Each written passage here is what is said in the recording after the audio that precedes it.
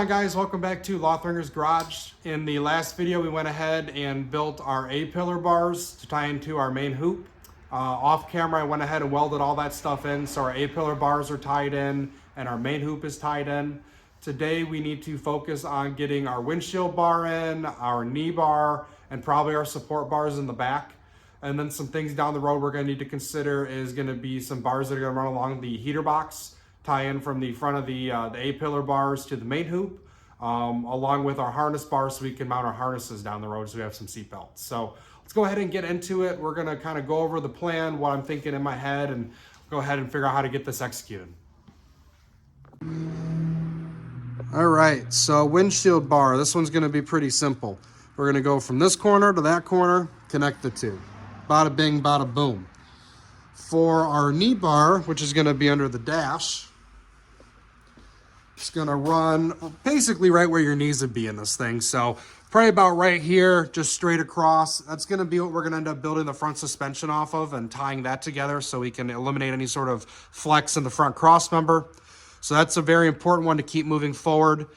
One of the bars that's on my list that we're probably not gonna get to right away is going to be these support bars that I'm thinking about will run here along the heater channel. So tie in our A-pillar bar back to our main hoop back here. So end up having a little bend over here, tie into this. I think those are going to be relatively easy, but they're going to be something we can do down the road because I want to integrate some jack points. As our early jack point here, you know, I don't think I'd trust that thing. And our jack points in the rear for the rear suspension is currently where the torsion bar is at, which is all going to get cut out and redone. So got to figure that out before we work on the rear suspension. But I think if we get the knee bar in, we can start working on the front, get that together. We also need to look at doing down the road our harness bar that's going to run in between our main hoop, mount our seat belts, and then our support bars off of the back of the main hoop. So kind of off the back side there, coming down to the rear seat area. So for our windshield bar that we're going to start with, I'm going to go ahead and take my tape measure. And we're just going to kind of go get our distance between the bars, which is 3 foot on the dot. So what that means is the inside of the tube after it's notched needs to be about 3 inches because we're going in between the bars for that measurement. So you need to have a piece of tubing that's going to be a little bit longer than 3 inches, so when we notch it, we still have the overhang when we create the notch. So I think I have a piece that should work out pretty good for that. So this is that leftover bar that I have. So we're looking for 3 foot between our notches. This is just a cutoff. We're sitting at 38 inches on the nose. So half of that is going to be 19, which I've already marked. So it's going to work out good when you consider the OD of the tubing is 1.75 and you divide that by 2, it's 0.875. So we have 1 inch on each side. So that should work out pretty good for our extra clearance to get in between there. We're going to end up doing a little bend here in the center so this can curve around for the windshield. That way it's not just flat. It's going to be a little bit more visually appealing. And we're going to go ahead and get this thing bent and notched and put it in place. So I almost made a critical mistake on this. So even though we have marked center on our bar, what I always forget with this is based on the die that we're using, is that if we were to start this on the center, our 10-degree bend here is going to be 1.22 inches back off of center. So if we were to mark this up with the center in our die, our 10-degree bend would be on the right-hand side of the center, which we don't want. So what I'm going to want to do is measure. We take 1.22 and divide it by 2. That's going to be 0.61. God damn it. Alexa, what's 1.22 divided by 2? 1.22 divided by 2 is 0.61. Ah, look at that. Thank you, Alexa. So thank you, public school, for, you know, all your great wonders. So we want to start our die. Actually, it's going to be, you know, 0.61 off of center. So if we're doing a 1/2 inch there, I mean, this thing really doesn't have to be perfect, but I'm going to want our bend to be as center as possible, which is going to be just on the other side of this line. So if I want our bend to start here, so the center of our 10 degree is here, that means for my die, since it's offset as I've covered in some of the other videos, that we want to actually start our bend and get it lined up. Because if you remember correctly, our bend doesn't start until here. Can't see anything because of this bar, and then we have an inch clamp, and that's 1.22 back. So when I put the tape on here, I line the edge of the tape up with the strap for my 1 inch. So therefore my bend actually starts where I want it to. So let's go ahead and get this thing in here and get it bent to probably about, 8-ish degrees. So we're gonna bend it to 10 degrees and let it flex back. I don't want anything that's gonna be too drastic, just enough to give it a little bit of a curve.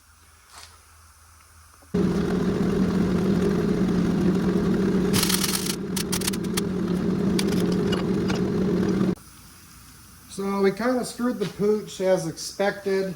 Nothing ever works out as it should for me. So we are sitting at 37 3/4. Our bend is actually centered at about 18. So basically what we end up having is we got one side now that is about 19 3/4 inches long, and another side that's 18. So we got to shorten this thing up a little bit, go ahead and get this thing to be even.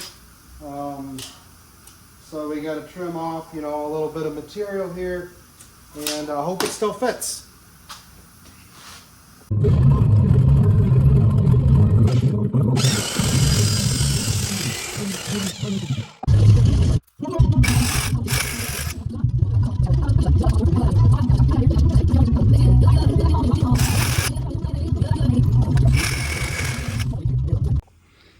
So we ended up making an oopsie. So a little bit of tubing wasted. I'm sure we can find a home for it somewhere else. But I ended up notching the first one the wrong way. So my original plan was, if you're looking down on the car, that this was going to follow the arc of the windshield going towards the front of the vehicle. What it turned out that I would actually like it to do is follow the headliner. That way it's not in the way of my view out of the front of the windshield. So with that said, by the time that we re-notch this thing, there's no way to really fill those gaps on the roll cage.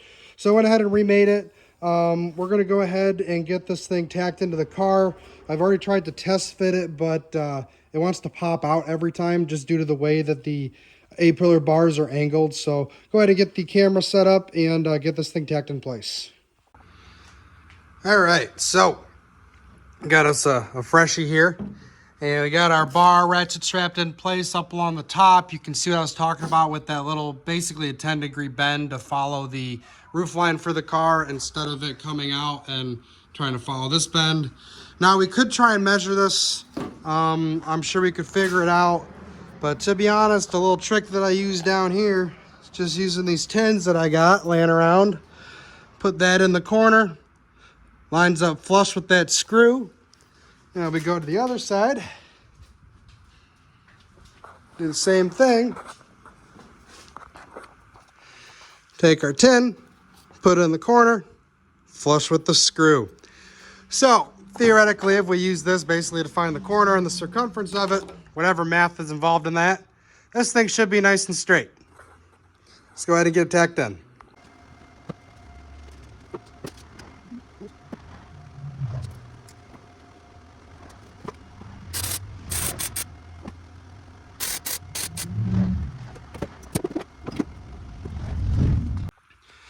All right, windshield bar tacked in place. Pretty happy with it. Nice and centered.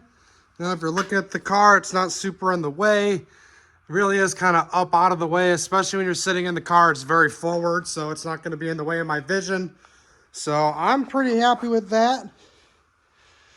Follows pretty close to the headliner. Unfortunately for me, the interior in this thing was absolutely roached. So the only thing that was good is actually the headliner, believe it or not.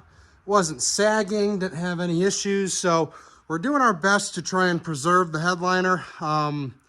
Figure we're already in here, might as well. So Our next step of business is going to be doing our knee bar. So we're going to be doing a bar from down here across to the front.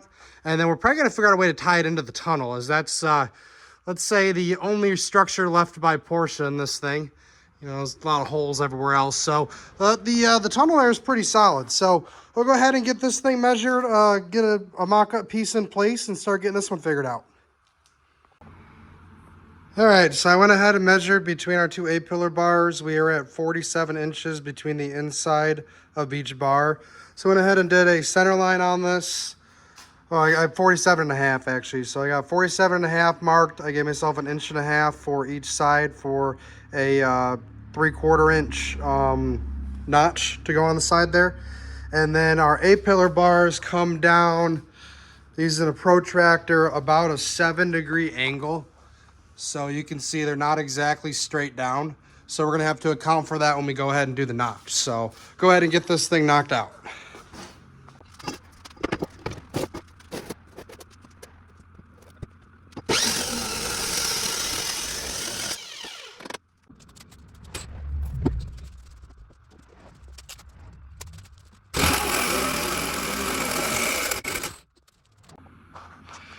All right, so it probably looked like everything went smooth, and it did for the most part, besides my hole saw stripping out, so that's cool.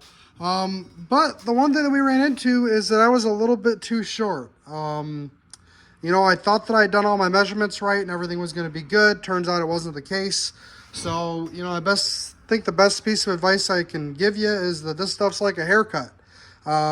It's a lot harder to put it back on than it is just to take it off. So we have this bar that is about 1/4 inch too short. It's just not going to work. So I went ahead and remade it and already got it mocked up in here. And honestly, I think this is the best fitting bar that I've done. So we have about a 7-degree angle notch on each side over here. You know, looks, I guess you can see back there. I mean, everything fits super tight. Runs right along the dash. We'll go ahead and get this thing leveled and get it tacked up in place. I have a little bit of a gap here. I'm not concerned about it touching it, but this is as high up as the bar goes, and honestly, I'm pretty happy with it. You know, if I have an issue with, I don't know, 1/4 inch and 1/8 inch worth of leg room, then I got some other issues. So, but it's just the nature of the beast to tie this thing together. It's going to give us some rigidity down here for these poles. And then we're going to go ahead and we'll end up getting a piece that's going to go right to the center of the tunnel there. But first we got to get this one tacked in place and keep moving forward.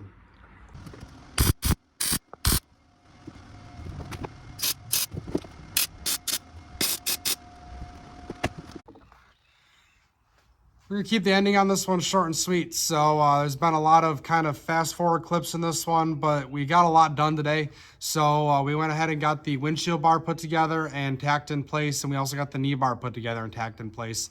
Those are two really critical items for moving forward. We need to be able to support those A-pillar bars so that we can start tying in our cross member, which we'll be getting into the next video. And be able to start getting the cross member solidified in place so that we can install the front suspension.